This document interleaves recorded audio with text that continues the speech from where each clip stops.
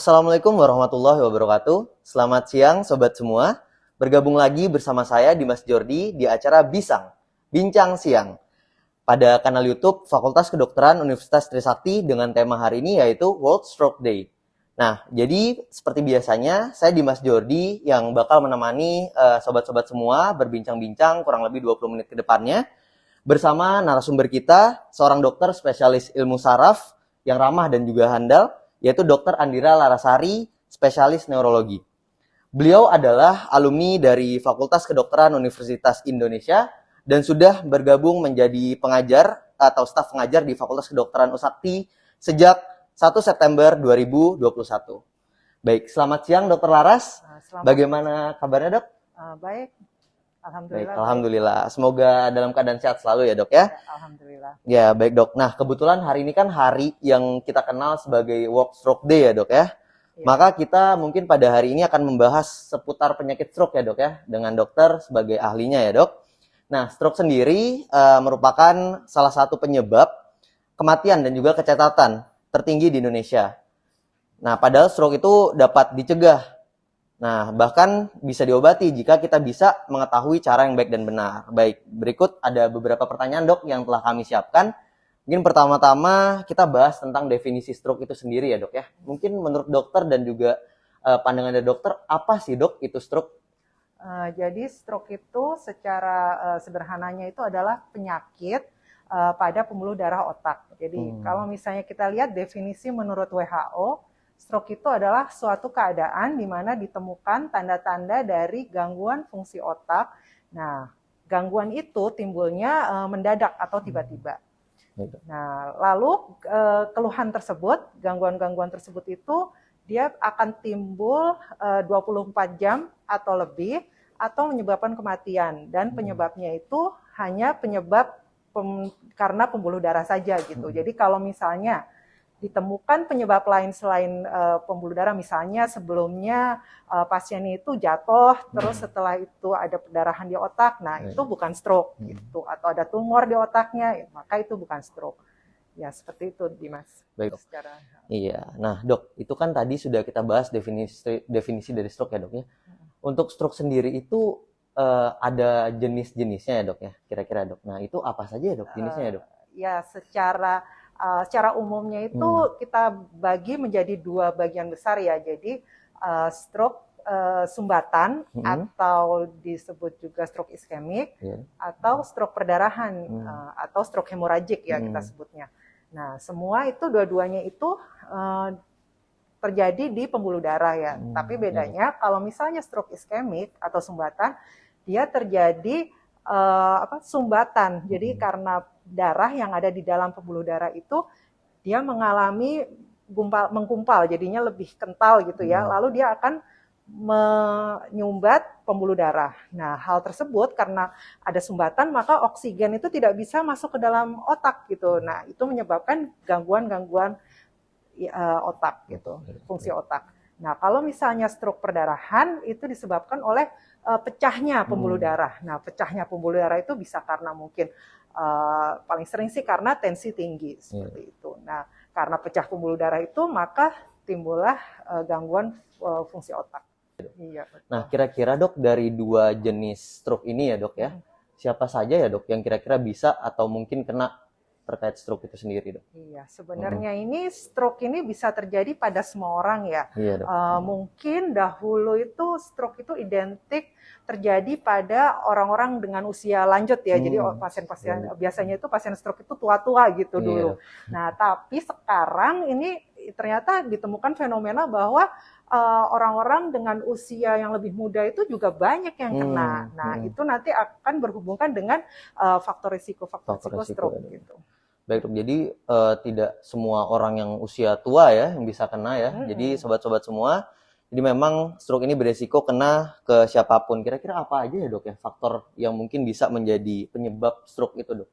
Jadi kalau kita sebutnya itu namanya faktor risiko ya, yaitu faktor-faktor yang dapat meningkatkan kemungkinan seseorang itu terserang stroke.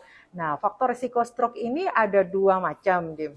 Jadi faktor yang bisa dirubah dan faktor yang tidak bisa dirubah. Faktor yang tidak bisa dirubah itu meliputi biasanya jenis kelamin. Jadi biasanya laki-laki itu kemungkinan kena stroke-nya itu lebih tinggi.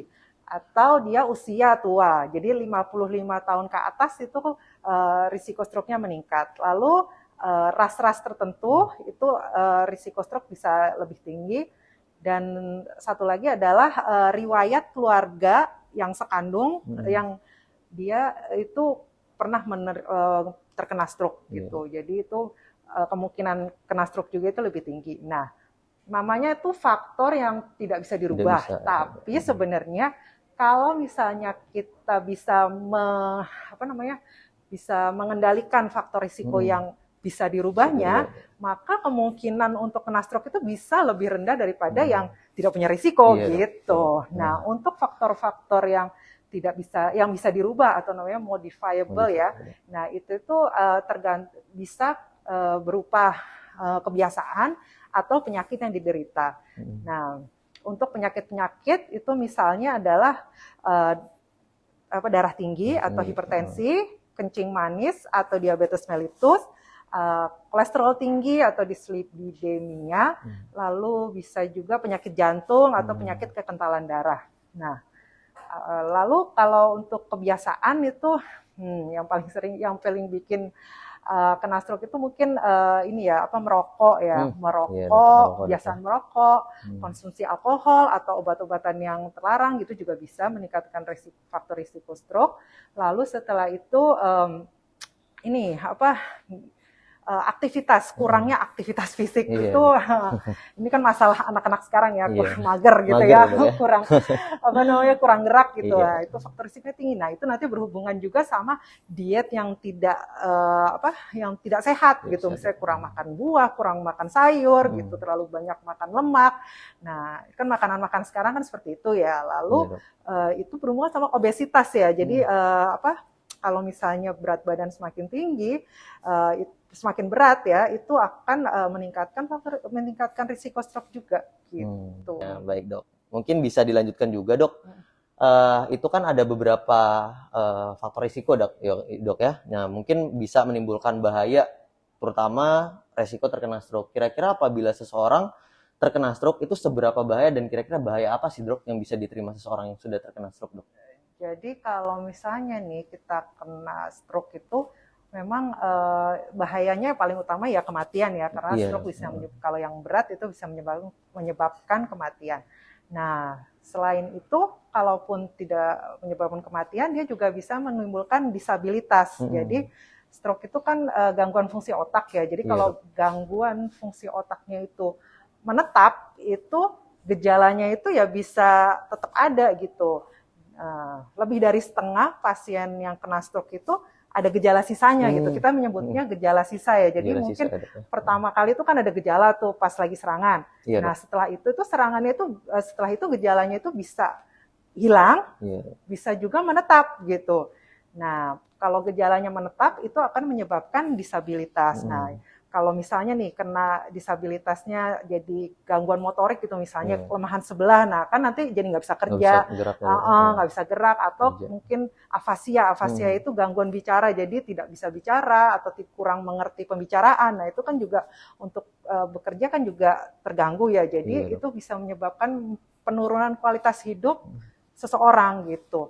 Nah, selain orang itu sendiri itu kan berdampak juga kepada keluarganya, jadi keluarganya ya istilahnya jadi harus ngurusin pasien tersebut, apalagi kalau pasiennya nggak bisa gerak, tidur terus, nggak bisa bergerak kan, jadi itu beban menjadi keluarganya, belum juga biaya gitu kan, harus harus diantar ke sana kemari, biaya keluar, jadi ya bebannya banyak gitu ya. Baik dok, selanjutnya dok, pada beberapa pasien ya dok ya, kadang kan kita sulit membedakan nih dok terkait gejala-gejala stroke. Apa saja ya dok gejala stroke yang mungkin perlu diperhatikan oleh kita atau oleh orang-orang awam gitu dok? Iya. Mungkin bisa dokter jelaskan, Dok? Yang pertama itu kalau namanya gejala stroke itu pasti timbulnya tiba-tiba ya. Iya, Dok, betul. Nah, gejala stroke itu bisa macam-macam gitu, tergantung dari bagian otak yang terkena itu yang mana gitu. Jadi makanya kan mungkin orang awam memahami stroke itu kan mulut mencong, pelo, lemah sebelah, tapi sebenarnya bukan cuma itu gitu kan. Jadi bisa juga kalau misalnya dari dari ada singkatan namanya segera ke RS gitu ya, segera ke RS gitu ya. Jadi untuk memudahkan gitu ya. Pertama itu se-nya itu kan senyum. Jadi senyumnya itu biasanya kalau pasien stroke itu biasanya dia agak miring gitu ya. Jadi mulutnya mencong gitu. Lalu geraknya itu terganggu. Biasanya gerak terganggu itu sebelah. Jadinya tangan dan kaki kanan atau tangan dan kaki kiri. Jadi memang khasnya stroke adalah kelemahannya itu pada satu sisi tubuh. Lalu ra-nya itu bicara. Jadi bicaranya itu jadi pelo. Bisa jadi nggak bisa ngomong, atau jadi ngomongnya jadi nggak nyambung gitu. Tapi itu terjadi tiba-tiba gitu. Lalu ke-nya itu kebas, jadi baal tapi sesisi itu juga bisa. Kadang-kadang kalau kelemahan kan kelihatan ya, tapi kalau baal itu nggak kelihatan tapi terasa. Jadi kalau terasa dari wajah, tangan, kaki tapi cuma sebelah satu sisi ya jangan-jangan itu stroke gitu. Lalu bisa juga rabun ya. Jadi gangguan penglihatan itu juga bisa karena stroke. Tapi gangguan penglihatan yang terjadi tiba-tiba gitu. S-nya terakhir adalah sakit kepala. Jadi sakit kepalanya tapi bukan sakit kepala biasa ya, yang kayak kecapean gitu, bukan. Jadi seperti sakit kepala hebat yang sebelumnya tidak pernah dirasakan dan tiba-tiba timbul. Itu kita bisa curiga itu adalah stroke ya. Selain sakit kepala juga bisa mungkin kepalanya terasa goyang, gangguan keseimbangan gitu ya. Jadi kalau jalan jadi oleng gitu, tidak bisa mempertahankan keseimbangan, tapi itu terjadi tiba-tiba. Atau bisa juga yang terakhir tambahan adalah pingsan. Jadi pingsan tiba-tiba itu bisa juga gejala stroke. Gitu. Selanjutnya Dok, ketika memang nanti misalkan ada orang di rumah Dok atau orang terdekat yang mengalami beberapa gejala segera RS tadi, kira-kira tindakan apa sih Dok yang harus dilakukan pertama kali mungkin Dok? Jadi kalau kita misalnya orang sekitar kita ada yang tiba-tiba mengalami gejala yang tadi sudah disebutkan, yang bisa pertama kali dilakukan adalah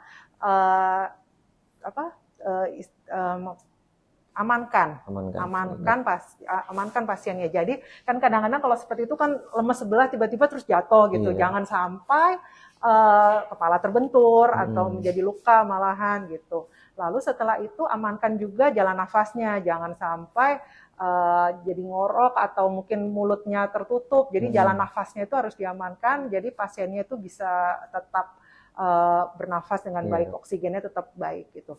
Lalu istirahatkan, jadi tidurkan saja, jadi atau didudukan, jadi jangan aktivitas berlebihan karena kan masalah utama dari stroke ini kan kekurangan oksigen. Kalau misalnya kita banyak aktivitas ya kan membutuhkan suplai oksigen yang lebih besar kan. Jadi itu bisa memperberat gejalanya seperti itu.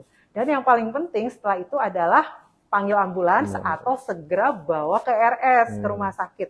Kenapa? Karena kan tadi kan stroke kan ada dua ya, sumbatan sama perdarahan. Jadi kita perlu lakukan pemeriksaan namanya CT scan kepala untuk bisa membedakan kedua penyebab tersebut. Karena nanti pengobatan itu akan sangat berbeda dari kalau perdarahan kan kalau misalnya kalau sumbatan kan kita harus memberi pengencer darah. Sedangkan kalau perdarahan dikasih pengencer darah kan nggak mungkin ya, nanti malah berdarahnya makin banyak seperti itu. Stroke berarti memang stroke itu bisa disembuhkan ya Dok atau bagaimana? Iya, jadi kan mungkin sekarang kan teknologi kesehatan kan sudah lebih maju ya. Jadi sekarang untuk pengobatan stroke itu sebenarnya sih sudah ada ya. Tetapi memang untuk pengobatan ini banyak syaratnya gitu. Jadi kan ada yang sekarang namanya itu trombolisis ya. Jadi trombolisis itu adalah tindakan dengan obat infus itu mengencerkan sumbatan gitu ya. Tapi untuk pemberian trombolisis ini tuh harus diberikan kurang dari 4,5 jam setelah timbulnya gejala awal atau setelah 4,5 jam setelah onset. Kenapa? Karena dari penelitian itu didapatkan bahwa kalau misalnya diberikan lebih dari 4,5 jam itu efeknya tidak terlalu signifikan dan bahkan bisa meningkatkan kemungkinan adanya komplikasi ya, maksudnya efek samping gitu, mungkin perdarahan dan lain-lain. Jadi karena itu makanya sangat ditekankan bagi semua orang itu diharapkan itu mengerti gejalanya. Nah, begitu ngerti gejalanya langsung dibawa tuh ke rumah sakit. Nah, karena kita namakan ini golden period. Jadi golden period itu diharapkan 2 jam pasien stroke itu sudah bisa sampai ke rumah sakit, sehingga sebelum 4,5 jam itu sudah bisa diberikan trombolisis. Seperti itu. Jadi biasanya nanti di rumah sakit itu nanti pasien yang dengan gejala stroke itu nanti akan diperiksa oleh dokter umum di IGD-nya itu, nanti akan dinilai, oh kira-kira pasien ini bisa nggak diberikan trombolisis, nanti kan ada kriterianya gitu, nanti di CT scan dan lain-lain. Nah setelah itu bila memang kriteria yang memenuhi, nanti akan dilakukan trombolisis oleh dokter spesialis sarafnya. Seperti itu. Baik dok, berarti memang ada waktu golden period tadi ya dok ya, yang harus diperhatikan oleh sobat-sobat kita semua jika memang ada gejala yang mengarah ke arah stroke. Nah selanjutnya juga memang ada kriteria tertentu juga ya dok ya terkait pasien-pasien, sehingga tidak semua pasien mendapatkan pengobatan yang sama untuk stroke itu sendiri dok. Baik dok, pada pasien-pasien yang mungkin pernah atau punya riwayat stroke, itu apa saja ya dok ya yang harus kita perhatikan dok? Jadi kalau misalnya memang sudah pernah stroke gitu ya, dok, kita harus memperhatikan banyak hal ya, tapi itu semua tergantung dari gejalanya ya. Kan memang pasca stroke itu ada yang gejalanya itu sembuh sempurna, ada yang masih ada gejala sisa ya. Kalau misalnya gejala sisanya ringan, mungkin yang bisa dilakukan adalah jadi pasien itu harus rutin kontrol dan minum obat supaya tidak kena stroke di kemudian hari. Jadi stroke kedua lah istilahnya. Lalu kalau misalnya klinisnya itu mungkin disabilitasnya itu mungkin cukup berat, itu biasanya dilakukan fisioterapi juga ya. Jadi terapi, bisa fisioterapi, bisa terapi bicara dan lain-lain tergantung dari keluhannya. Baik, memang berarti untuk pencegahan lebih ke mengobati dan minum obat secara teratur dan rutin kontrol ya dok ya, agar tidak terjadi stroke kedua ya dok ya dari pasien yang pernah mengalami stroke sebelumnya. Memang yang paling baik itu mencegah nggak sih dok, daripada mengobati itu dok. Jadi kira-kira dok, pencegahan apa ya dok yang dokter sarankan terkait kami atau mungkin orang-orang di luar sana terkait untuk stroke ini sendiri dok? Jadi sebenarnya memang kalau misalnya diperhatikan itu dari penelitian pun memang stroke itu adalah penyakit yang bisa dicegah ya. Jadi hampir 80% kejadian stroke itu sebenarnya bisa dapat dicegah gitu. Jadi sangat penting untuk melakukan pencegahan, karena kalau misalnya sudah stroke kan kita nggak tahu nanti kita bisa balik fisik kita bisa balik atau enggak kan, kita nggak tahu. Nah, lalu untuk pencegahannya sendiri itu ada singkatan lagi, itu ini dari Kemenkes juga, itu adalah namanya cerdik gitu ya. Jadi cerdik itu pertama adalah cek kesehatan secara berkala. Jangan lupa selain cek kalau memang ada penyakit yang termasuk faktor risiko stroke, diobati dengan adekuat gitu, dengan obatnya yang tepat dan rutin minum obat, jangan bolong-bolong. Lalu E-nya itu untuk enyahkan asap rokok, jadinya jauh-jauh dari orang yang merokok atau jangan merokok gitu. Lalu R, rajin aktivitas fisik, jadi jangan mager lah istilahnya ya. Lalu D, diet seimbang, jadi diet yang sehat ya, jadi banyak sayur, lalu setelah itu buah juga, jadi jangan terlalu banyak yang manis-manis saja, glukosa saja. Lalu setelah itu adalah istirahat cukup. Jadi memang salah satu faktor risiko stroke itu tadi mungkin saya belum sebutkan adalah kelelahan fisik dan mental. Itu terlalu capek, kurang istirahat, tidurnya kurang ya. Jadi itu juga bisa meningkatkan risiko stroke. Lalu yang terakhir K yaitu tadi kelola stres. Selanjutnya dok, pertanyaan terakhir nih dok. Ini mungkin ada nutrisi ya dok ya, berkaitan dengan pasien-pasien yang mengalami stroke gitu dok. Kira-kira apakah ada nutrisi tertentu nih dok yang harus dipenuhi oleh pasien-pasien, terutama pasien yang sudah mengalami stroke, Dok? Gitu, Dok. Sebenarnya sih prinsipnya untuk Iya. nutrisi ini ya sama saja sih dengan yang tadi yang sudah saya sebutkan. Iya. Jadi makan seimbang gitu ya. Jadi kalau misalnya untuk pasien dengan stroke ini memang kan tidak boleh terlalu banyak lemak ya. Iya, Jadi kolesterol kan salah satu Hmm. faktor risikonya itu kan dislipidemia atau kolesterol tinggi. Jadi harus dikontrol kolesterolnya gitu. Apalagi kalau pasien-pasien dengan gula darah tinggi atau diabetes itu ya harus dikontrol, salah satunya kan dengan dietnya ya. Jadi Iya. kurangi gula, lalu kurangi makanan-makanan yang berlemak, lalu seimbang. Jadi sayur-sayuran juga dimakan, buah gitu yang banyak antioksidannya, itu akan lebih baik untuk perbaikan fungsi saraf. Oh ya, satu terakhir ya mungkin ini, jadi untuk deteksi dini stroke itu salah satunya mungkin kita juga harus waspada apabila ada gejala-gejala yang tadi sudah saya sebutkan, gejala Iya, Dok. stroke, tapi berlangsung kurang dari 24 jam gitu. Kita sebut namanya itu transient ischemic attack atau stroke yang sementara, gangguan pembuluh darah yang sementara gitu ya. Nah, itu bisa menjadi tanda dari stroke gitu. Jadi kan mungkin gitu ya, kalau misalnya ada pemirsa atau keluarga yang mengalami hal tersebut, mungkin karena dalam beberapa jam gejalanya hilang gitu, jadi akhirnya nggak berobat atau nggak di tata laksana gitu ya. Itu harus hati-hati karena takutnya itu bisa menjadi risiko untuk stroke yang selanjutnya. Ya. Baik, dokter. Jadi mungkin pertanyaan dari kami sudah cukup ya, Dok ya. Dengan demikian penjelasan dari Dokter Laras selaku pembicara atau selaku narasumber pada siang hari ini, baik dengan adanya peringatan Hari Stroke sedunia, maka menjadi kesempatan kita untuk meningkatkan kesadaran, terutama kita masyarakat yang awam, untuk mencegah, terutama memang stroke ini adalah ancaman yang serius pada masyarakat gitu. Baik. Nah, akhir kata terima kasih banyak kepada Dokter Laras. Semoga dengan Bisang kita hari ini dapat memberikan informasi dan juga manfaat untuk sobat sehat semua ya, Dok ya, agar dapat meningkatkan kesadaran tentang tanda-tanda awal stroke dan keuntungan bertindak cepat setelah seorang terkena stroke. Jadi ada singkatan yang perlu kita ingat tadi, yaitu segera ke RS untuk gejala-gejala stroke-nya, dan juga ada pencegahan yaitu cerdik ya, Dok ya, yang harus diingat.